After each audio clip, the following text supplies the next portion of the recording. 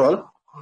I, Mr. Prashanth Pai M, welcome all the participants for the awareness webinar on financial freedom for a happy life, which is organized by SANATHANA SAMPRATHISHTANA, Mysuru, in association with the Rotary Club of Mysore-West.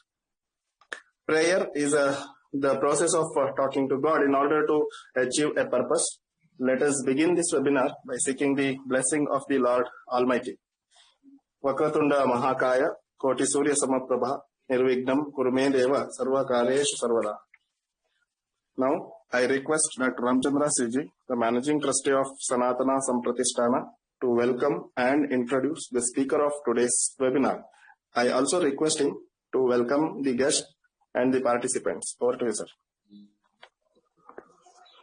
Thank you, Prashanth. Very good morning, one and all. I take this opportunity on behalf of SANATHANA SAMPRATHISHTANA, Mysuru, to welcome today's speaker, Mr. V.R. Aiyappan. Today's guest, Dr. Raghavendra Prasad M D, President, Shri Dinesh Kumar, Secretary, Rotary Club of Mysore-West, Shri Lokesh C G, President, Dr. Shantharaje Urs and Smt Bhagya Gopal, Board of Trustees, SANATHANA SAMPRATHISHTANA, and finally all the participants present here. SANATHANA SAMPRATHISHTANA Trust is a non-profit organization situated at Mysore, Karnataka, has been serving the society and supporting noble cause since 2020. Since the time of its inception and through the process of its evolution, the sole essence of SANATHANA SAMPRATHISHTANA Trust has always been for the benefit of the society, to guide, to help, to educate, as well as to empower and enrich the knowledge of any individual or group of people. The Trust provides a broad range of social services to all the categories of people. These services are available regardless of age, religious preference, gender, economic status, etc. Some of the programs that are running under SANATHANA SAMPRATHISHTANA Trust are namely Research and Training Institute, Skill Development Center, Coaching Center, Employment Center. Some of the few are in the pipeline are Sports Academy, Cultural Academy, Organics and Herbal Ayurvedic Health Care Center, Meditation and Yoga Center, and many more. And let me introduce today's speaker, Mr. Veerappan Aiyappan, a Chartered Financial Analyst and Financial Risk Manager. So Mr. V.R. Aiyappan holds Chartered Financial Analyst from CFA Institute, USA, Financial Risk Manager Certification from GARP, USA, PGDM, majoring Finance from Christ College Institute of Management, Bangalore. He has 13 plus years of professional experience spanning across investment consulting, financial research and asset management. He strongly believes in the concept of financial freedom and advocates the concept of financial freedom. He is helping more than 400 clients spread across 15 countries in their path of achieving financial freedom. He founded mirafunds.com, an online mutual fund distribution platform which allows individuals to invest with ease. He conducts regular financial training programs for individuals and corporates, and also post financial articles in financial websites. So this is a brief introduction about today's speaker. And coming to today's topic, that is financial the planning. So the finance is nothing but we can define in this way as the management of money, and includes activities such as investing, borrowing, lending, budgeting, saving and forecasting. And financial planning means it's a step-by-step approach to meet one's life goals. A financial plan acts as a guide as you go through life's journey.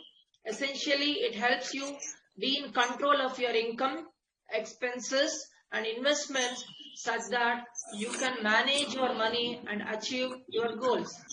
Financial freedom usually means having enough savings, financial investments and cash on hand to afford the kind of life we desire for ourselves and our families. It means growing savings that enable us to retire or pursue the career we want without being driven by earning a set salary each year. So financial freedom tips according to some analyst goes like this. So understand where you are at first. You can't achieve financial freedom without knowing your starting point. The second step is look at money positively. The third step is write down your goals. Fourth one, track your spending. Fifth one, pay yourself first. Sixth one, spend less. Seventh one, buy experiences, not things. The last one is pay off your debits. So with this, the information, so the basic intention to organize today's awareness webinar on financial freedom for a happy life is to provide the information about how to do financial planning and how to get the financial freedom, how to get the financial freedom. The speaker will speak about the various ways in which financial planning can be done for a happy life. With this, I wish all the participants will have a fruitful interaction with the speaker of today's webinar. Once again, thank you and all. Thank you, sir. Now I request today's guest, Dr. Raghavendra Prasad M D, President, Rotary Club of Mysore-West, to say a few words about this webinar. Over to you, sir. Thank you.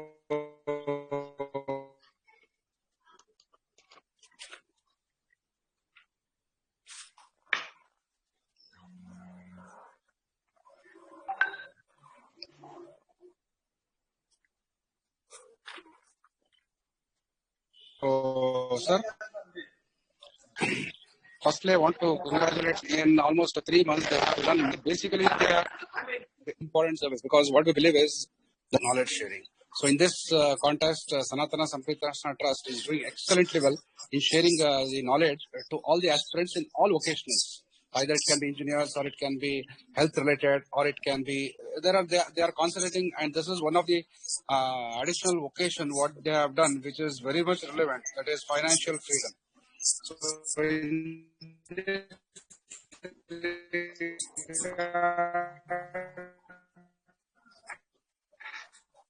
so as a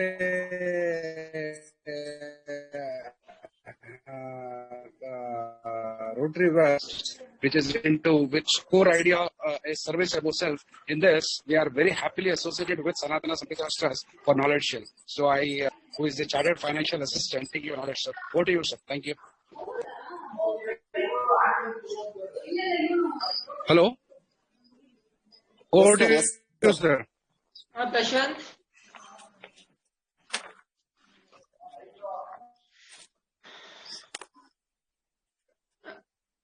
Hello. Prashanth, you can proceed.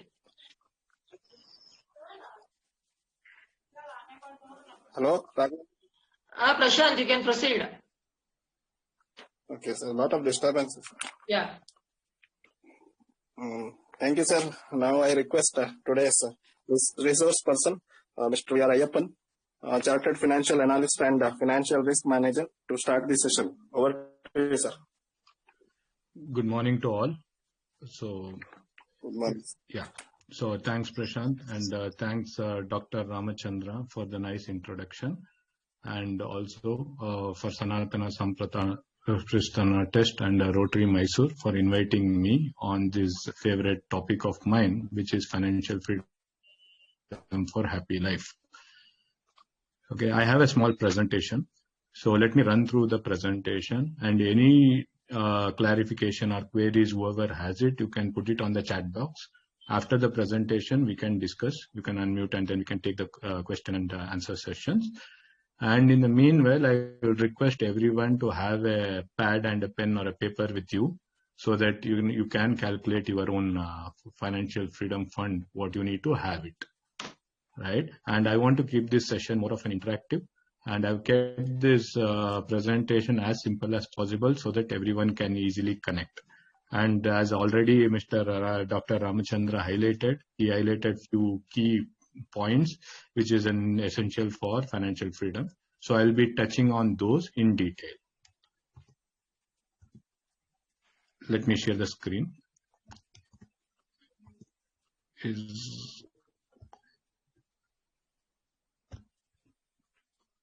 Is the screen visible?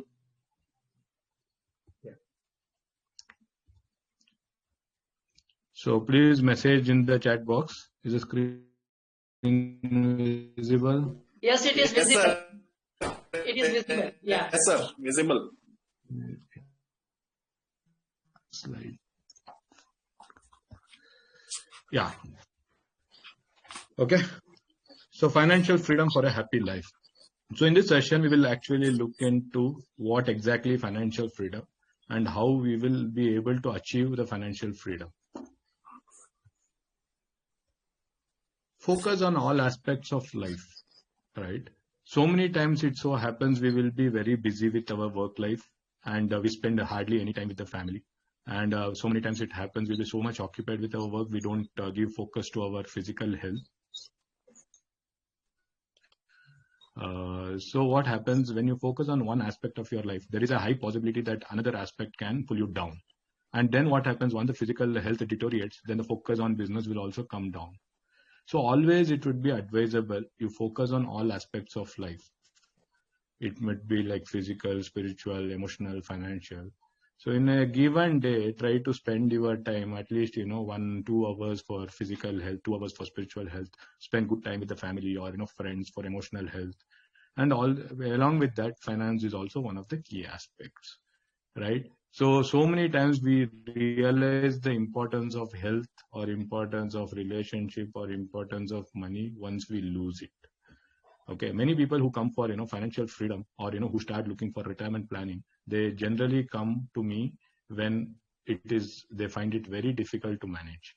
So don't allow things to deteriorate to such an extent where it becomes a necessity. Okay, so what is the definition of financial freedom? Can I have some answers in the chat box? According to you guys, what would be the definition of financial freedom? Because each one might have a different definition of financial freedom. For someone, it can be like, earning a lot of money. Can I have some definitions on the chat box? Can I have some messages? Make it more interactive. So these are things which most of you guys know. Okay. Just I want to highlight what is really important. Okay. What according to you could be the, definition for financial freedom? For some people, it is like if I don't have any debt or loan, I'm like, I'm financially free. For some people, having a big house is a financial freedom, right? So each one has a different definitions. So at the end of this presentations, I want you to carry the right definition. What is financial freedom? Having enough money, Raghu is mentioned, having enough money for taking care of necessities and freedom to pursue other interests. Yes. So this would be the definition. We will see that. Okay. Many people, first of all, you need to get your definitions right. But then you get that clear, then it becomes very comfortable for you in managing your investments and finances. Know your number. So this is a simple slide. What is your income per hour, right? So I want you guys to write down in your notepad currently what is your income per hour. Say for example, someone is earning 100 rupees per hour. So in a day, 8 hours he works, 800 rupees he earns. For a month he will earn 25,000, right? So another fellow might be earning 200 rupees per hour. So each one of us, we are having certain income per hour, right? We should know what is our income per hour. And so many times it so happens, many people who meet me, they tell I don't have enough money to invest. Okay. So so you need to think, introspect yourself. If someone tells I don't have enough money to invest today, if God forbid tomorrow your income stops, who is going to help you out? Okay. So the only reason is if you know what is your current income level, then you know how you can expand your income level to the next level. Say, for example, there has been like, I can give you an example, two students who study and pass out from the same college, right? But after 10 years, if you see, one fellow will be very, forward in his career, whereas another fellow would not have grown. There is a huge income disparity despite both having, passed out from the same college. Why is this difference coming? So person A is earning X amount, person B is earning 5X amount. 5 times he is earning than person A. Both are passed out from the same college. Both have similar background. Both have similar experience. Both have worked for 8 years or 10 years after their college. But one fellow is earning X, whereas another fellow is earning 5X. Why is the difference coming? So there is someone who is doing things in a right manner. There is someone who is not doing things in a right manner, right? So we need to understand, if someone is coming to me and telling that they don't have enough money to invest, I can rest assured tell them after 5 years also they will not have enough money to invest. Okay, because if they're earning X amount, if they want to move to the next level, they have to do some changes to move to the next level. If they do the same things which they were doing 5 years back for the next 5 years, their income level will remain same. So if you want to move up the ladder, you need to learn how to push your income to the next level. Okay. So I want you guys to note down in your notepad. Along with the presentation, I want you to calculate your financial freedom fund number, or how much money you should have so that you can retire any day. Okay. So now you know that $100 per hour or 100 rupees per hour is like a 25,000 monthly income.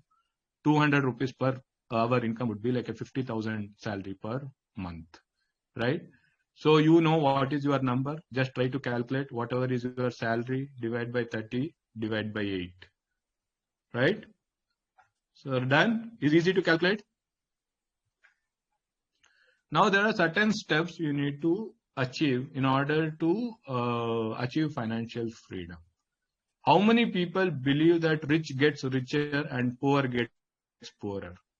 There is a financial quote: rich gets richer and poor gets poorer. How many of you believe in this quote? Can I have some messages on the chat box?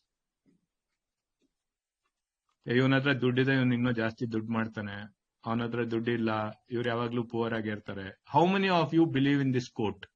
Rich gets richer and poor gets poorer.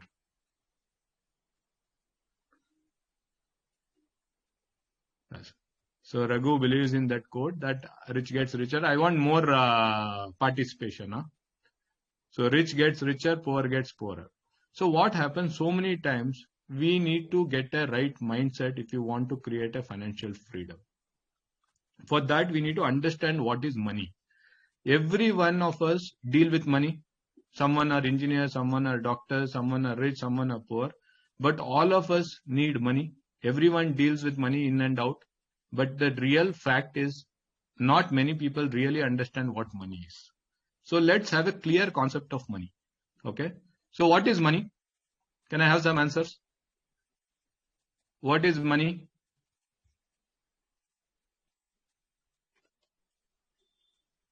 What is money? What is currency? Why we want to have money? Money is a tool. Can I have more answers? Money is a medium of exchange, right? If you get this concept of money, the mindset will come properly. Money is a source of happy life. No, money is not. Yeah, can be a source of happy life, but not all rich people are happy. Okay, so it's an exchange. Yeah, money, if you see the real definition, money is a medium of exchange.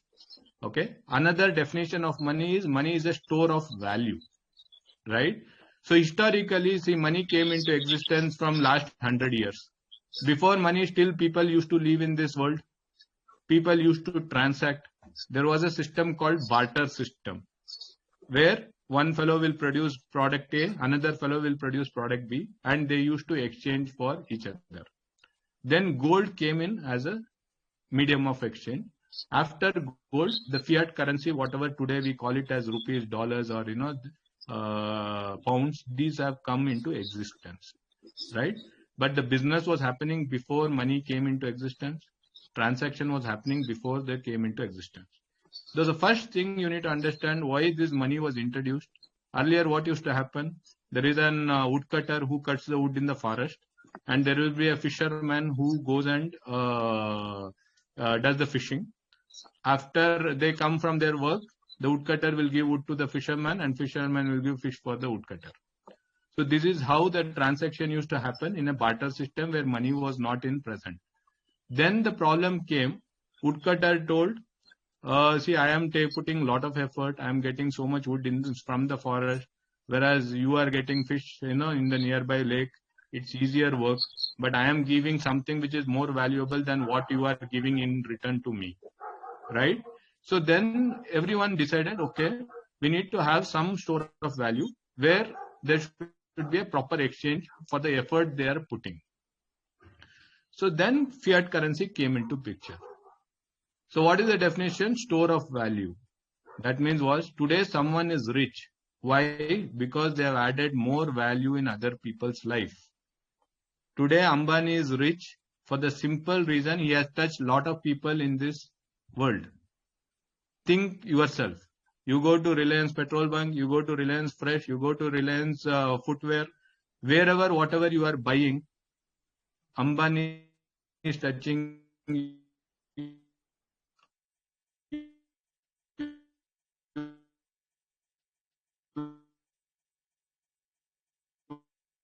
your life. Your concept of money, what is to be simple?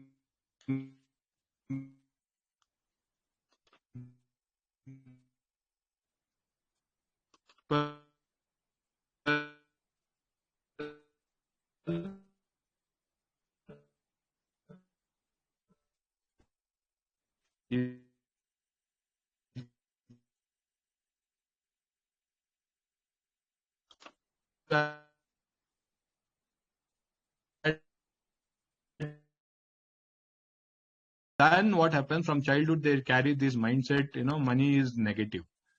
And simple logic.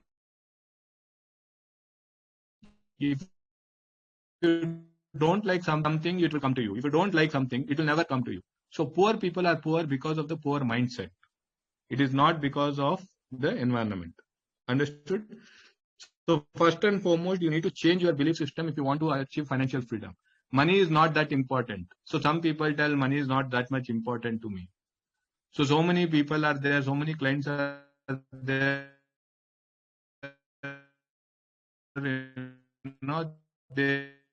crib about, they don't like you leave, but they have monthly bills to pay, right? So money, although they tell it's not important, but they're still continuing to work because money is needed at the end of the day. But what has happened? We are in a society where if you speak about money, it is considered bad.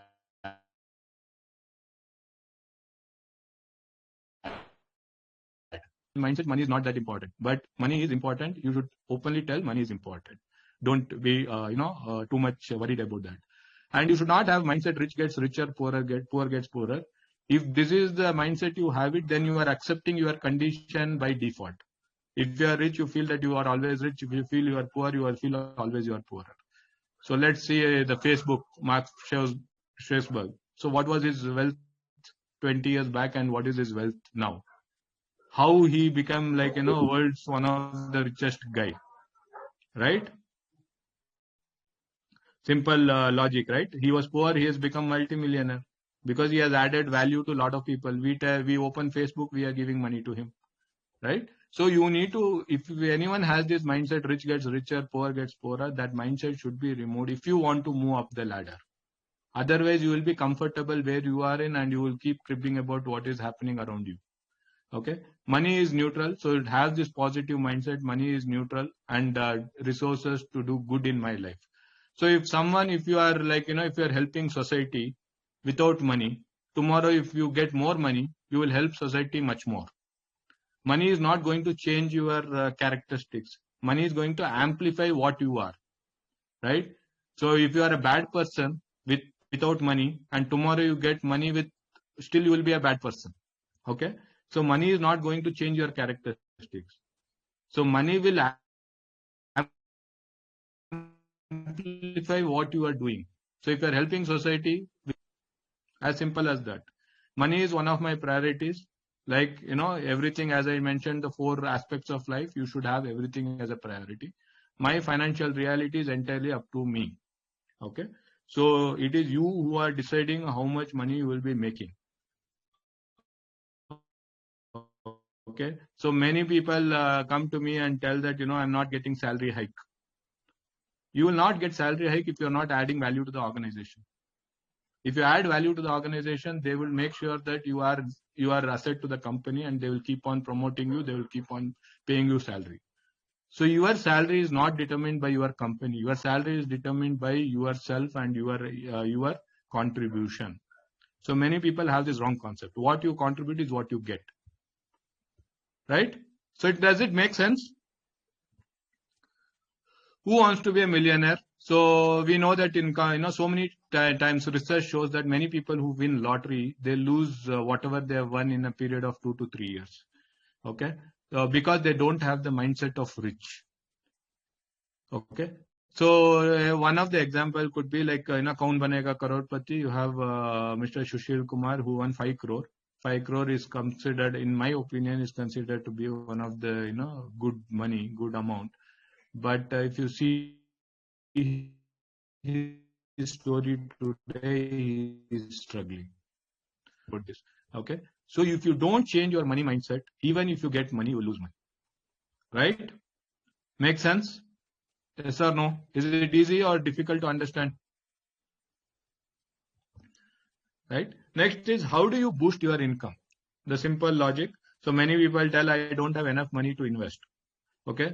If you tell you don't have enough money to invest, after 5 years also you will not have enough money to invest. Okay. So you have to take some action and increase your income level. And how can you do that? What are the methods? Simple formula. Income, what you earn is how much hours you are working and what is the per hour value you are adding. Right? It's a simple equation. If someone is earning like, working 8 hours a day, 800 rupees as a labor, right? So if he works for 30 days, he will make 24,000. Now, instead of working for 8 hours, what he can do, you can work for 10 hours or you can work for 12 hours. Beyond that, if he start working, what will happen? The other aspects of life will take a hit. His health might deteriorate. His time spent with the family might come down. So most of us, we generally play the game of time. If you want to earn more money, let's work for more hours. That is not a right or smart strategy to do. What should be the other strategy?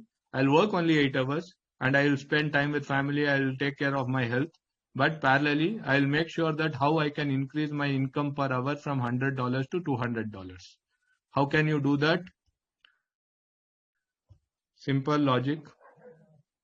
So you need to add more skill set, learn more skill set. It can be technical skills in the work area where you are working, or it can be soft skills, networking skills, whatever it could be, like, even MS Excel, those kind of things. You keep adding skills. It will come in handy. Next is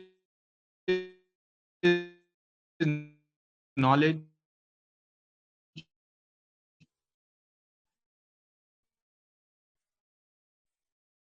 Many people with presumed in more knowledge on the work which you are doing, not that, right? So when you don't understand and don't apply that, a 5-year guy might be much smarter than a 10-year guy. So always you need to work to improve your knowledge. Okay. And then is back to school. It's a simple logic. Why someone studies, instead of doing an MBBS, why they do MD? Instead of doing an, BCom, why they do an MBA? Okay. Simple logic. If you are qualified more, you will be able to bring in more value to the organization wherever you are going, which will help you to earn more per hour. Right? So how to improve? It's not going to happen in one day.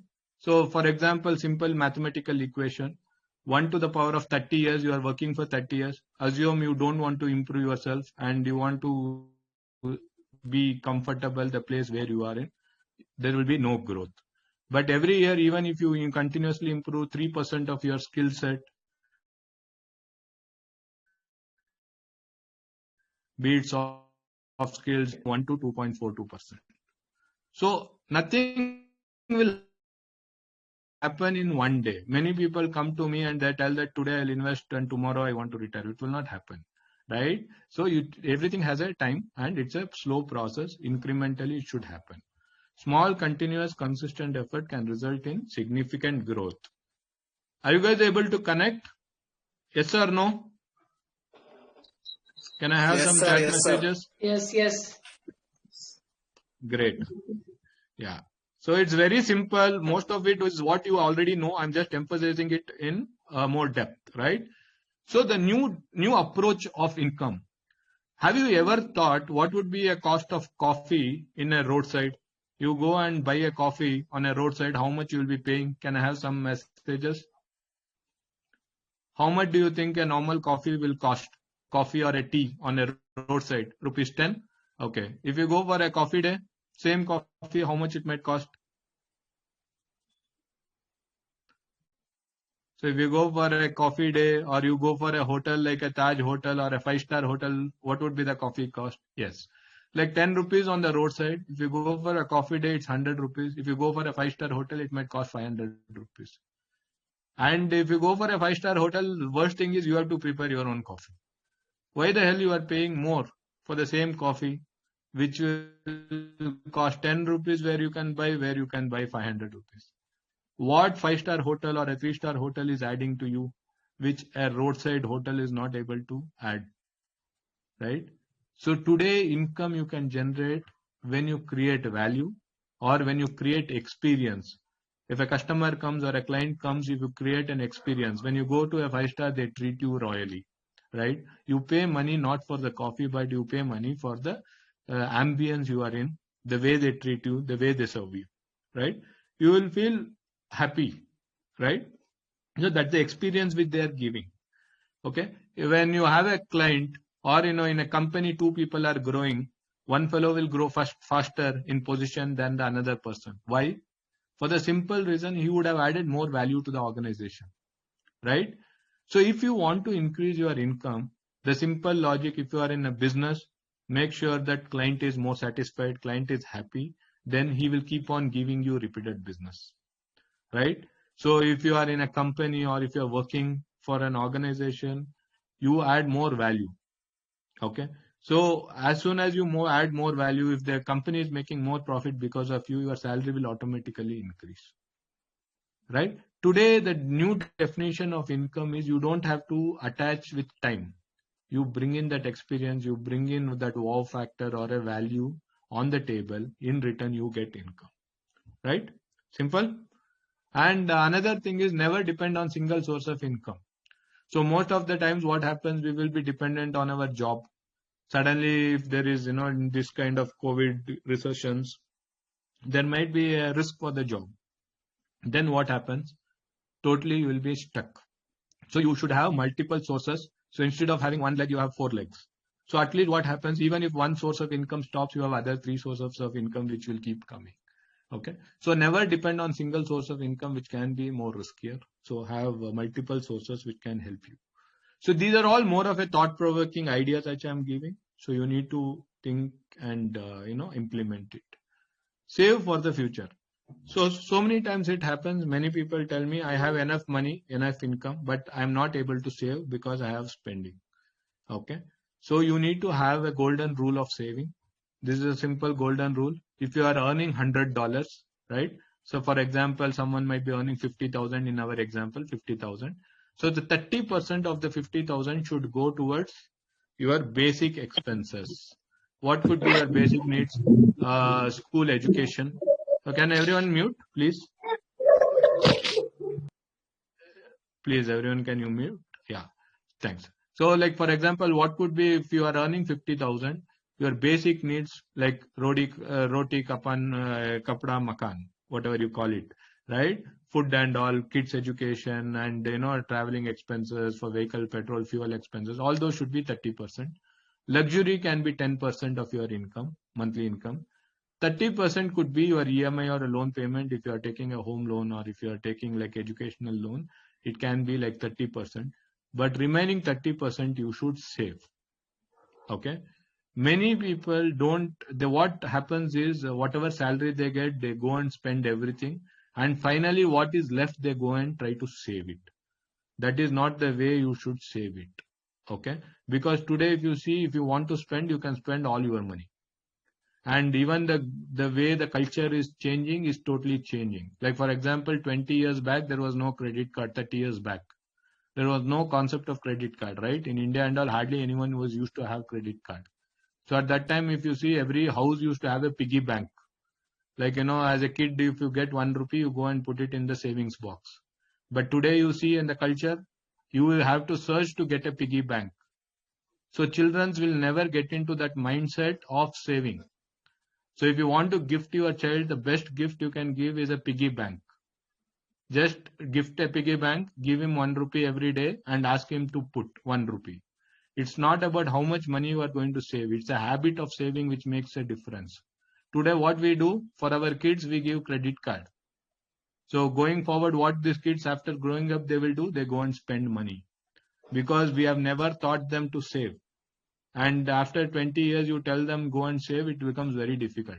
So if you have young kids, okay, my advice would be just gift them a piggy bank, give 1 rupee, 2 rupee, 5 rupee, 10 rupee, and ask them to get into the habit of putting some money every day into the piggy bank. So that will inculcate the habit of saving.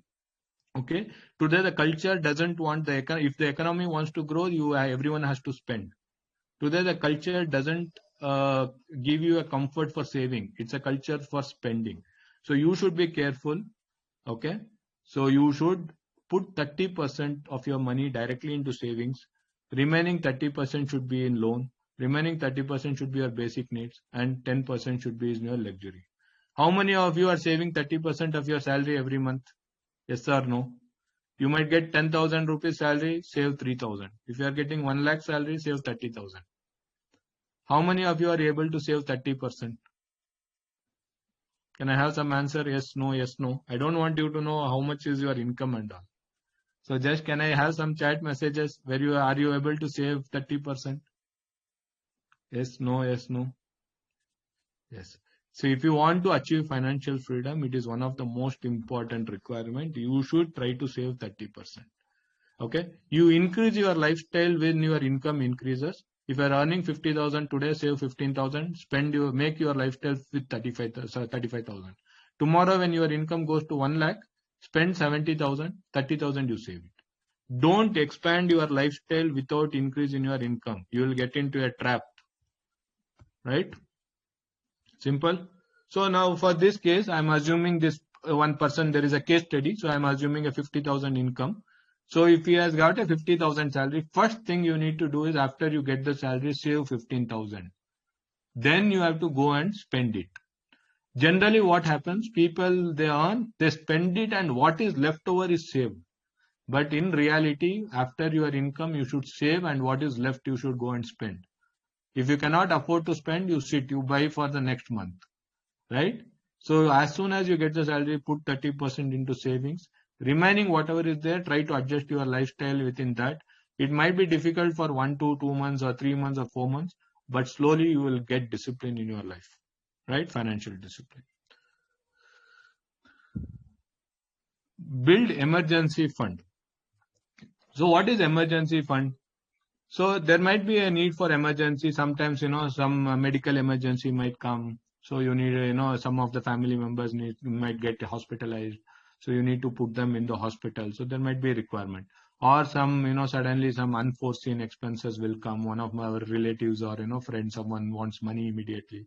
So in those cases, generally what happens, we use our credit card to swipe. And so many times this credit card debt will keep on mounting. Okay. So always make sure that you have certain emergency fund in finance, or, from the planning perspective. Generally what we tell, you should have 3 to 6 months of your expenses as a emergency fund. So in this case, if his monthly expenses is 35,000 because he's earning 50,000, he's saving 15,000, 35,000 is his expenses. So 6 months of his expenses is 2.1 lakhs.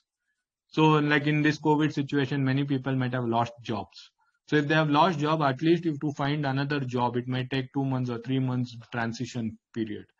So you don't have to be desperate and go and borrow money from outside, or you don't have to go and get a credit card and build a debt and have more pressure on you.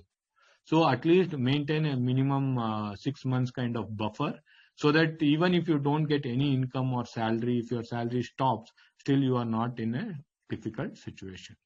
Easy? How many people have an emergency fund?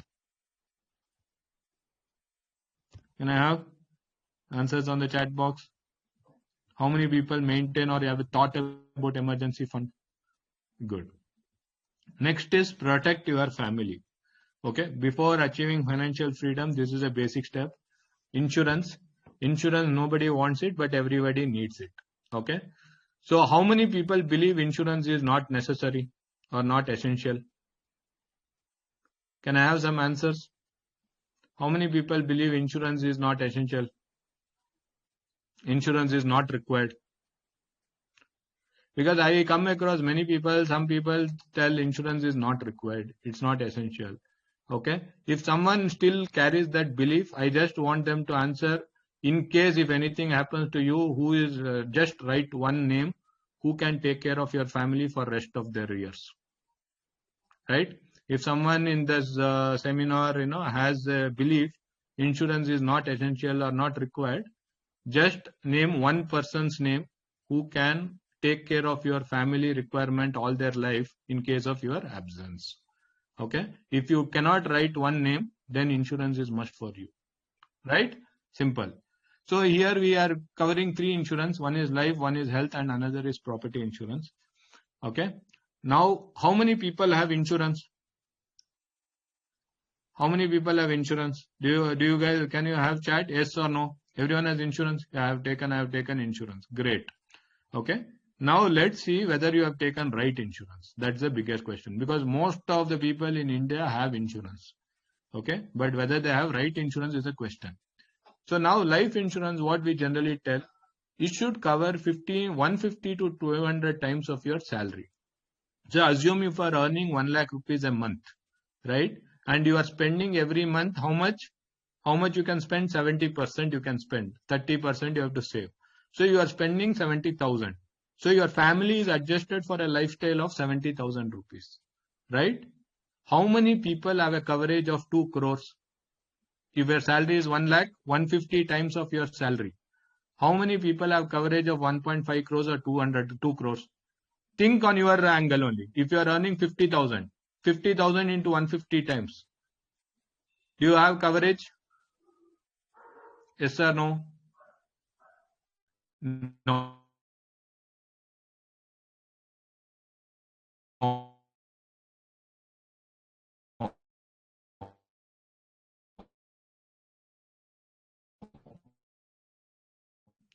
Right? Many people don't have this coverage. This is the biggest blunder anyone can do. Like you might be paying a 50,000 rupees premium and you'll be getting a 5 lakh coverage. That means what? If something happens to you, family will get 5 lakhs. You think my family is secured. But your salary per month is 1 lakh. 5 lakh rupees, family will run out in 6 months or 8 months. Getting the logic? The whole purpose of you taking insurance is, if I'm not there next 30 years, my family should not suffer. Right? So it's not that, next 5 months my family did not have to suffer. It's for next 30 years. So if you have 1 lakh salary and if you take a 2 crore coverage, then what will happen if something happens to me? Family will get 2 crore. At least they can keep that 2 crore in a FD. At 5% return also, they will get annually 10 lakhs.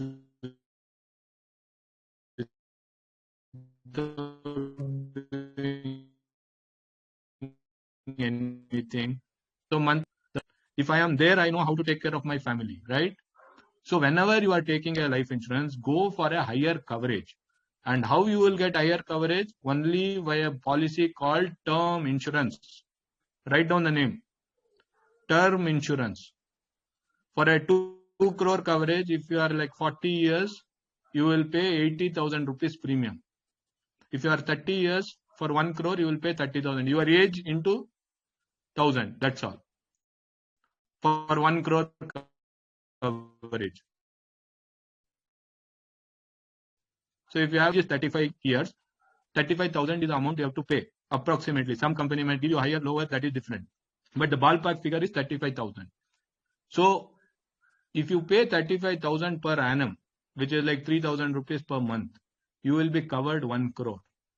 Okay, that is the policy. You should have it. Other than that, any other policy is just like, it's an investment and a saving. It's not going to help you in any way. Getting? So always remember to take one term insurance. So one thing you want to take from this presentation, after this presentation, go for term insurance. If you are not doing term, you are doing a big injustice to your family. Okay, so as simple as that. So if you are not there, your family should be protected. That is the whole purpose. So your multiplier should be 150 times or 200 times your salary. Whoever has that coverage, great. If they don't have coverage, ask for term insurance policy. Everyone offers. Anywhere you take it, it might be 2,000 more, 3,000 less. That is different, but your family will be protected. Okay.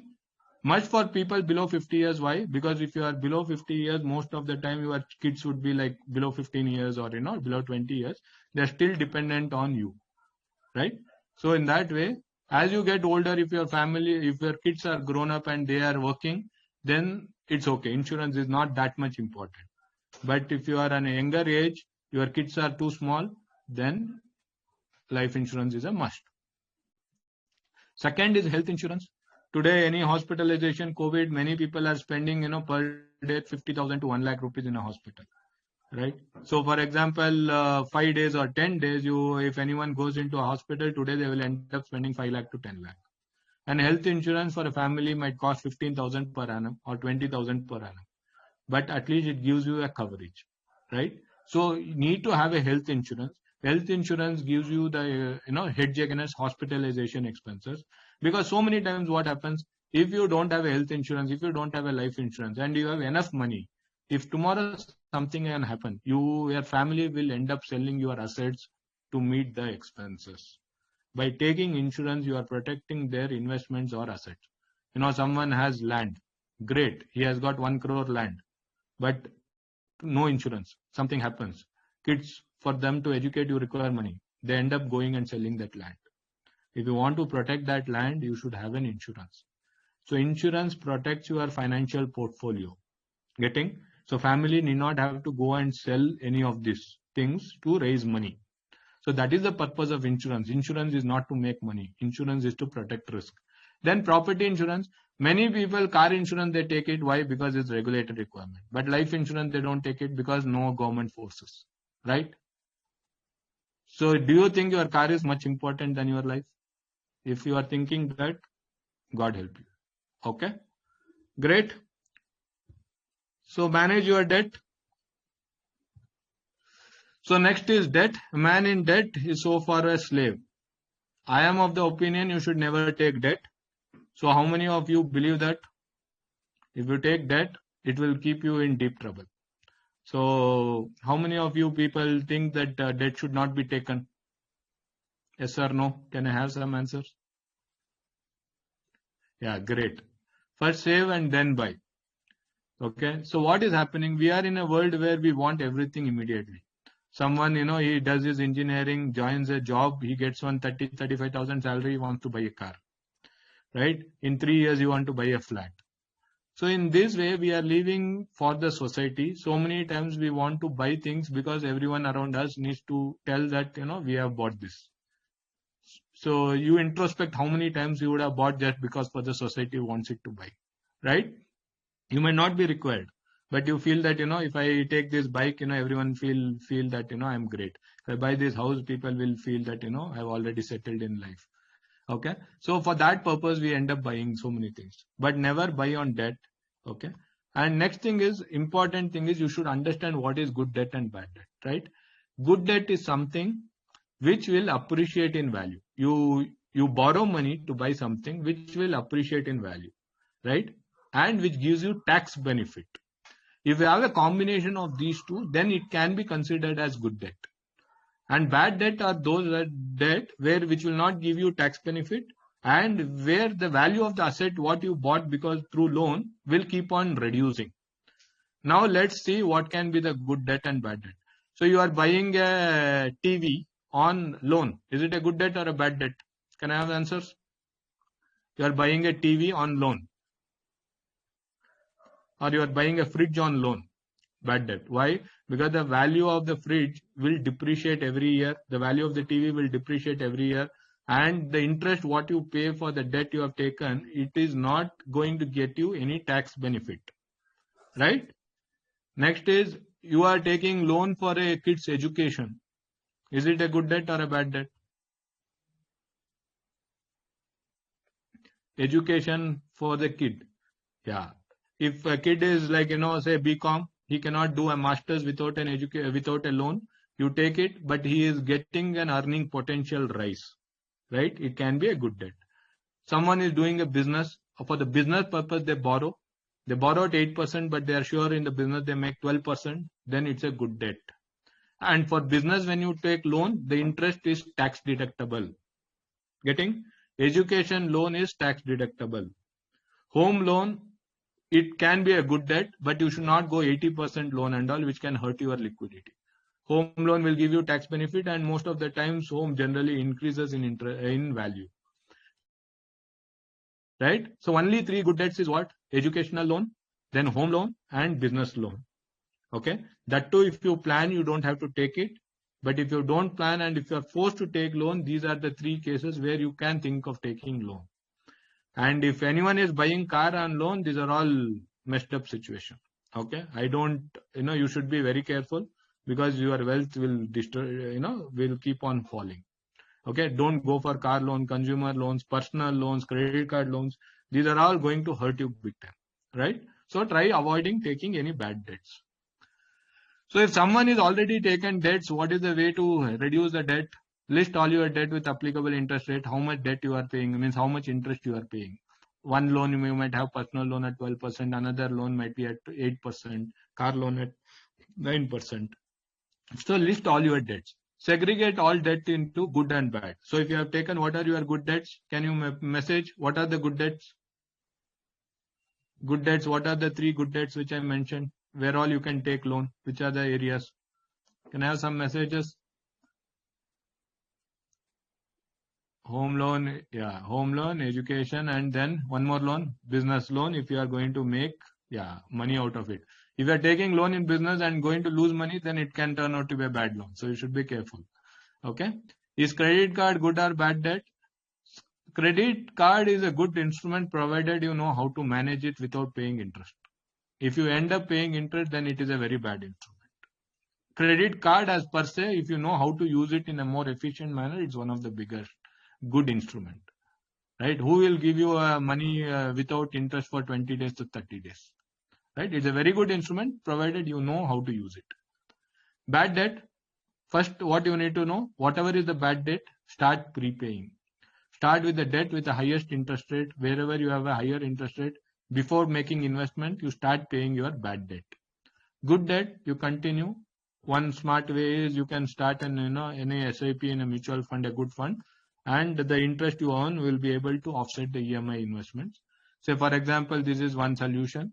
Someone has taken a 50 lakhs loan for a house, 30 years, 9% is the loan rate, EMI you will pay 40,000 rupees. So total interest you will pay over 30 years is 82 lakhs. So you take 50 lakhs, you pay 82 interest, total you will repay 1.32 crores. Okay. So at least you put 10% of that EMI amount, 4,000 rupees in some SIP. If it generates approximate long-term equity return is around 12%, which can generate 1.4 crores. So you would have paid 1.32 crores for your house. The value of the fund would be around 1.4 crores. You might get 8 lakhs excess. This can be one of the strategy if you have a good loan. Okay. If you have a bad loan, just forget about investing. First go and repay your bad loan before starting investing. Right? So build your financial freedom fund. So the definition as we first discussed, having enough money to make decision of choice that you want to make without having to worry about money. So today so many people claim that they are doing the work because they like, they have passion, but you tell them you do the same work but will not pay you. Let's see how many people will work. Right? If someone is working for passion, even without any income, they will be able to continue to do that work, right? So many people will tell, I don't work for money, I have passion to work. But will they continue to work if the salary is not given to them? Okay, that is not the case. So everyone, whether they claim it or not claim it, majority are in working for money. Okay, so that needs to change only when you are achieve financial freedom. Okay, if you have enough money, what you want it, then you don't have to go and work for money, right? That's the whole concept of financial freedom. Now that can be different for different person. Today, I can be happy with monthly 20,000 expenses, but someone requests 2 lakh rupees based on his lifestyle. So his requirement is different, my requirement is different. So the financial freedom for your lifestyle, what is comfortable, you need to decide. So my requirement for financial freedom corpus is different, your corpus is different, Mr. X corpus is different. Depends on their lifestyle. So let's calculate. Hope everyone has paper and pen. We'll do a case study. Okay, you need to calculate your financial freedom figure. So simple logic, income, expenses. There are 2 kinds of income, active and passive income. Where active income is what? Active income is income where your presence is required, your time is required to earn money. Like for example, you are working for a company, you will get salary if you spend 8 hours with the company, right? Your involvement is required. So if you take leave, your salary will be cut. Okay, if there is a doctor, then he goes and sits on the consulting table. He consults 8 people, 10 people every day. He gets his salary, right? So that is your active income where you are making money by trading with your time, right? Whereas passive income is income where you don't have to be present and where you don't have to spend time. Assume you have built a house, you get rent. You don't have to go and sit in front of your house for 30 days to get the rent, right? So that is passive income, where you are not spending your time, you are not spending your effort, but you get money. You put in a bank FD, you get interest. You don't have to wait in the bank for 30 days, right? So you get interest every month, you get interest annually. You invest in shares, stocks, you get dividend. Business also can be active or passive. So assume you are running a sole proprietorship, like you are running your own canteen or a hotel, and you go and sit every day in the counter. Okay, then only the business runs. Then it's an active income. The day you cannot go, you will not get salary. But you have built a structure, you have built a system where you be there, you don't be there, you get money. That is called as passive income, right? So if you are in a business, then think whether your business is in active or a passive.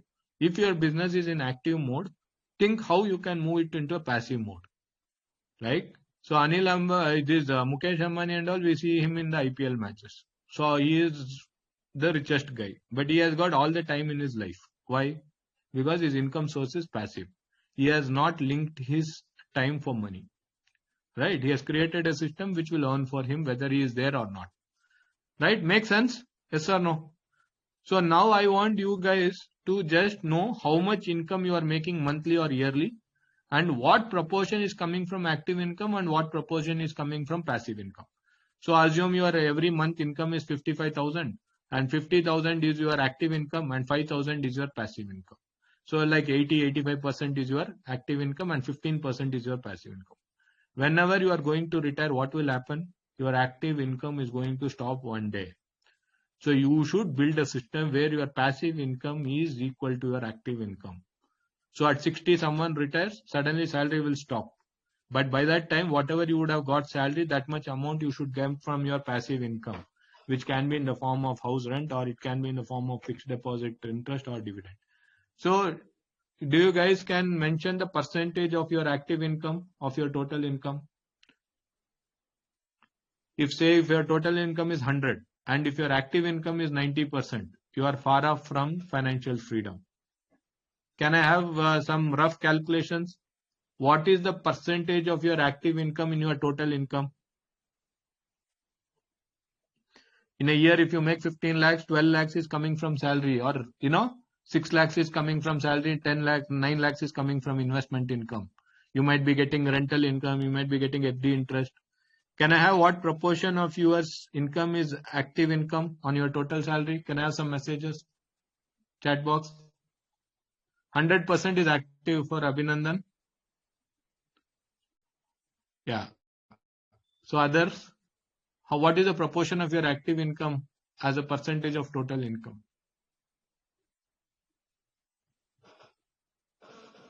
90. Salary income more. See, that's what. See, if you want to financially retire, your active income should come below 50%. If you are earning 10 lakh rupees in a year, 5 lakh is coming from salary, 5 lakh is going to come from investment income or rental income. You're getting? If you don't move towards more of passive income, you are going to get stuck because you are always dependent on job. So you are always dependent on the salary. Getting? So from every month, and it will not happen in one day you can replace. Right? It's over a period of time. You should keep investing and build a cash flow from your passive investments. Right? Expenses, same thing, non-discretionary and discretionary. Non-discretionary is minimum expenses which you need to spend, and discretionary is like outing, travel, which you can, if you want, you can cut down. Even interest rate is a discretionary because you decide to take the loan. If you take the loan, interest will come into play. If you decide not to take loan, interest will not come. So what is the, if you want to, what is the focus point if you want to achieve financial freedom? You should move from active income to passive income. How you can move from active to passive? Save 30% and invest 30% every month. Okay, that will over a period of time will build to a corpus which will start giving you a monthly income. Right? So if you are young, it is okay. If you are 30 years old, 100% is salary. But if you are 50 years old and if you are coming close to 100% salary, then how do you retire? Getting? So as you as your age increases, the dependency on active income should keep on reducing. Because at 60 and your active income suddenly one day will become zero. Many people would not be able to retire at 60. They still have to work. Why? Because they don't have passive income. Right? So financial freedom is simple concept. Passive income is greater than expenses. So for this person, 50,000 was his salary. Monthly he was spending 75,000. If sitting at home doing nothing, if he starts getting 35,000 from some other sources, he is financially free. Getting the logic? If I'm going to work, I'm getting 50,000. But my expenses every month is only 35. Think I build a system where I don't go to work, but monthly I keep getting 35,000. Then he achieves financial freedom. How you get that 35,000? You have to invest that 15,000, whatever you save regularly, and that will build to a certain amount, which will start giving you 35,000 per steady example. Household expenses. So this fellow is spending 35,000 every month. So you sitting at home, you should get 35,000. Next is paying liabilities. Already has taken some car loan or a personal loan, all those things. Those loans you have to repay, and then whatever is the future goal. So this guy has one child who is 3 years old. Okay, and you have to plan for his future education and marriage expenses. So it's a simple example. On your sheet, you write what is your current age. In India, the life expectancy is increasing. Back it was is increasing. That means most of you should plan for a longer time frame. Monthly expenses is spending 35,000 because his salary is 50,000. He's saving 15,000. For 35,000 is his expenses. Now, general inflation, lifestyle inflation, expected after tax return. So these are the three things you need to understand. Something which is costing you 35,000 today, after 10 years to have the same lifestyle, it will cost you almost 70,000. Okay, that is called as inflation. So general inflation in historically, if you see over last 20 years, the average inflation in India has been 6%. Okay, to keep it simple, assume you have 100 rupees in 1980. You keep it in your locker. After 40 years, you take that 100 rupees. You can that the value of purchasing power has reduced by almost 95%. That means in 1980, what it was 5 rupees, only that I lose its value. Today a product is 100 rupees. After 5 years, the same product for the same quantity will cost you 150 rupees or 200 rupees. Every year, your price or cost of living is increasing 5 to 6%. So if your salary is not increasing or income is not increasing by 5 to 6%, you are becoming poor every year. Getting? So you have 100 rupees today. There is a product which is costing 100 rupees.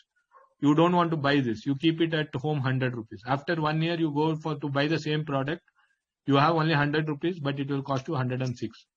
So indirectly, what we can tell, you have become poor by 6 rupees. Right?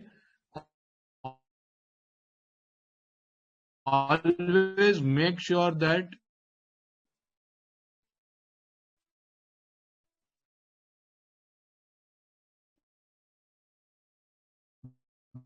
wherever you are investing, you are able to beat in every easy. Inflation is general data today might be over to 50 rupees or 60 rupees. How much it was 10 years back? Change in the inflation. Now the second inflation is lifestyle inflation. Okay, society. So we keep upgrading our lifestyle, so that will come at a cost. Earlier we used to go for a single cinema theater. Right? We used to spend 100 rupees for a ticket. For a family, 500 rupees, it's finished. Today you went 2,500.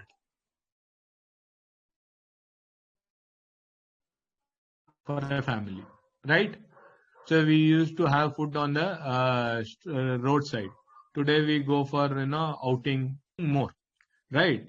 So this is a change in the lifestyle. So whenever we speak about inflation, general inflation is almost 6%. But if you are driving your lifestyle, also you are improving your lifestyle, that will add additional layer of cost increase. So in this example, we have taken general inflation 6% and lifestyle changes 2% every year. So it's like 8% is the cost of your expenses going up.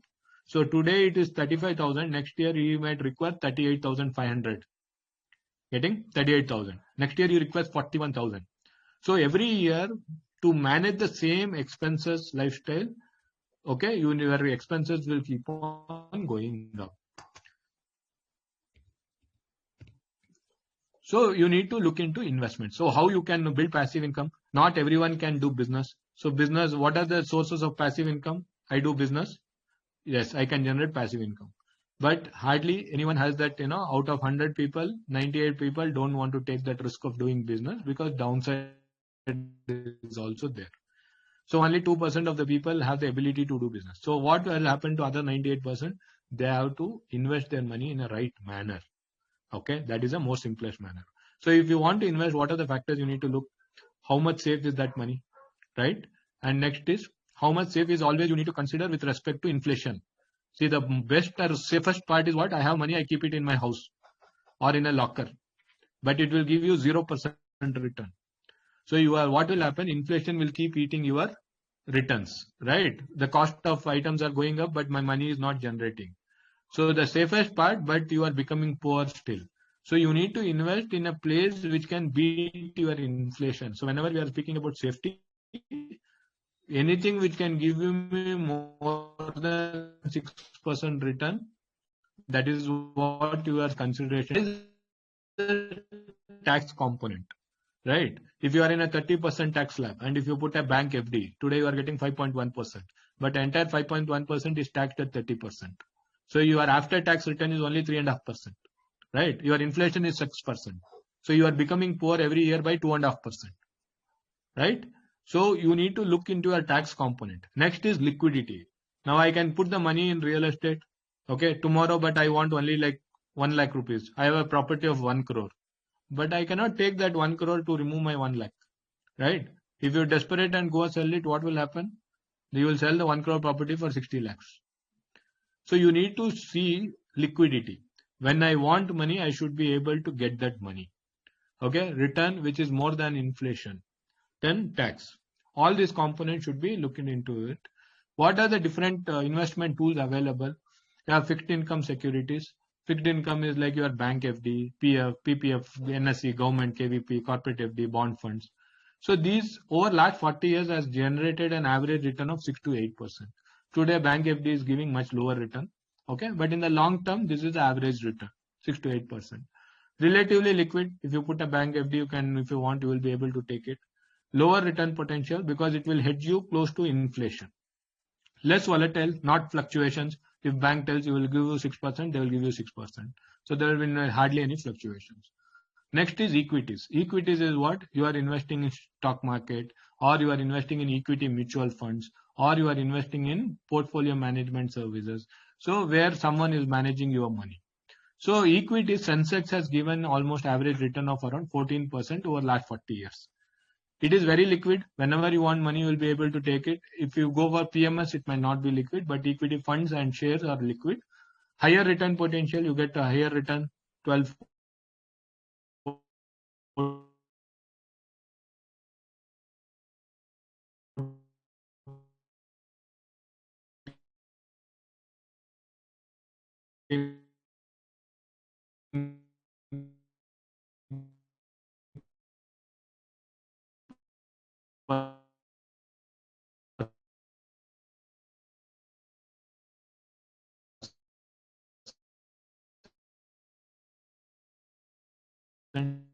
Because cost of education will keep on going. Marriage expenses today is 20,000. At 8% inflation, it will go to 93 lakhs. So if you want to have this future cost, today you have to invest 11 lakhs. If it's generating 12% return, where you are putting your money is also important. And 13 lakhs for marriage. So totally he has to invest 25.2 lakhs today to secure the child education and marriage, which is going to happen 15 years down the line and 20 years down, right? So total how much money you should have today if he wants to call himself as financially freedom, he should have 130 lakhs so that next 55 years his expenses is taken care. He should have 26.5 lakhs because his current loans can be paid off, and he should have 25.2 lakhs for his child education and marriage expenses. So if he has 182 lakhs, that is 1.82 crores, he can call himself as financially free, right? Easy. So if he wants to retire at the age of 35, you should have 1.82 crores. This is an example. Each individual, you might have different requirements. Someone would be spending 50,000. Someone might be having 2 kids. Okay. So someone might have different kind of loans. So you need to plan all this. Identify existing investment. Today he has made this kind of investment. 8 lakhs he has put in FD. PPF he has put 6 lakhs. Mutual fund he has put 10 lakhs. So totally he has invested 24 lakhs. So if he wants to be financially free, how much he wants? The difference. Required corpus is 182 lakhs, but today he has built a 24 lakhs asset. Okay, he's not financially free today, but to become the deficit, he has to build 158 lakhs more, right? So simple logic, how much investment you have, you calculate it, how much you want it, the difference is what you have to build it to be financially free. How much to invest? There are 2 things, what time frame you have it and what is the asset return. So you have the option of investing either in bonds, which can be bank FDs, mutual fund, bond funds, or government securities like PPF, NSE. So each one will have different return. You can invest in gold. Gold might give you different return. Real estate might give you different return. Or you can invest in equities directly through shares or through mutual funds. Okay. So where you invest and how long you invest. So that will determine how much you need to invest. Okay. Now let's see for retiring. So he is 35 years. He wants to retire at the age of 50 with 158 lakhs. So he has got these 3 options. ಕೆಟ್ ಮಾತಲ್ಲಿ ಮಾತಾಡ್ಬಿಟ್ಟು ಉಗ್ದ ಆಚೆ ಹಾಕ್ಬಿಡ್ತೀನಿ ನಾನು. ನಿಜವಾಗ್ಲೂ ಹೇಳ್ತಾ ಇದ್ದೀನಿ, ಇನ್ನೊಂದ್ಸರ್ತಿ ಏನಾದ್ರು ನನ್ಗೆ ಏನಾದ್ರು ಮಾತಾಡೇ ಆಡ್ತೀನಿ ನಾನು. ನನಗೆ ಹಿಂಸೆ ಮಾಡಕ್ ಬಂದ್ರೆ ಹೇಳ್ತಾ. Can we mute everyone? Yeah. So now see, for example, return you have 12%, 9% and 6%, right? So 6% can be your bond fund or bank FDs are all gives you average of around 6%. 9% can be a portfolio of bond and equity. 12% can be an equity portfolio. If you want to retire at age 50, if you decide to go for equity kind of portfolio, you have to invest monthly 31,000. But if you decide to play very safe and you want to go low with less volatility, bond fund, you have to put every month 41,000. If you want retire at 6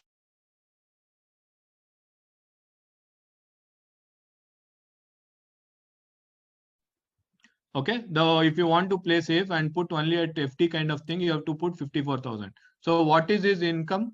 His income is 50,000, right? On that 50,000, what is he doing? He can only save 15,000. If he puts 15,000, where he can put? He wants 54,000 if he wants to retire at 50. Okay, so in only 15 years, if you want to retire, it could be very difficult. Next is, if he wants to retire at 60, then he has to put, if he is putting in equity portfolio, he has to put every month 8,400, which he can comfortably save. 14,000, which he can comfortably save because he's saving 15,000 at balanced portfolio. But if you decide to go very conservative and put it only in bond fund or in a bank FDs, then you should invest in 22,000. Okay, which you will not be able to achieve because you are only saving 15,000. So always it's very key which kind of asset you are selecting. Whether you are selecting equities, bonds, real estate, or gold, what is the return it's generating and how long you are investing. So if someone wants to plan for retirement, it's not appropriate to start at the age of 55. It's appropriate to start at the age of 30. Getting? Because after 60 you want to retire and 20 years you want to live. In last 5 years you cannot save for next 20 years. It becomes practically impossible. So start investing as young as possible. That is the key to success. To achieve financial freedom, you should start as early as possible. Then invest in right places. So what I strongly suggest is you have to get in touch with right advisors or right people who have knowledge on the topic, and then you invest. Okay. So many times I see people who want to plan for kids' education. He is already 15 years, 18 years, he wants money. In 3 years, nothing will happen. When they want to retire at 60, they will only consider at the age of 55. It's already too late. Okay. So give more time for your investment to grow. Start as early as possible. Even if you start small, it's fine. But start early if you want to achieve financial freedom. Thanks. I'm done. Any questions? I'll be able to take it. Floor is open.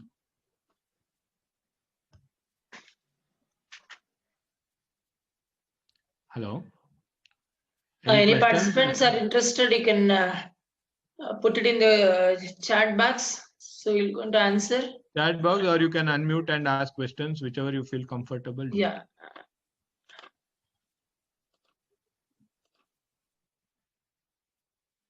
Yeah, you can unmute yourself and you can start asking questions.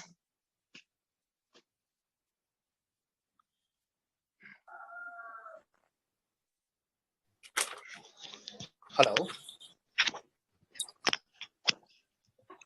Hello.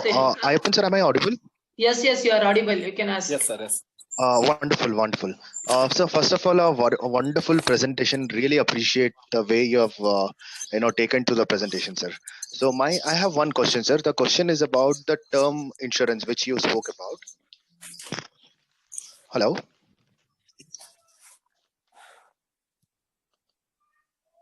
Hello. Am I audible, sir? Yeah. Go ahead, Bharat. Yes, sir. So you spoke about the term insurance, sir. So term insurance also comes with the because I tried buying the term insurance, but then I was little confused seeing the age bracket that it allowed me to take it. So it had like 65 years or 75 years or 85 years, the last age limit or something. Can you just throw some light on that so that we can get clarity on that? Yeah. How old are you, Bharat? What's your current age? 33 now. 33. Great. Okay. So see, there are two ways to look into it. Okay.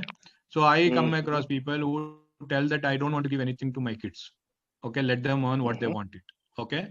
There is another kind of people. Okay. I have to, after me, at least I have to pass on some estate to the next generation. Estate is like next wealth to the next generation.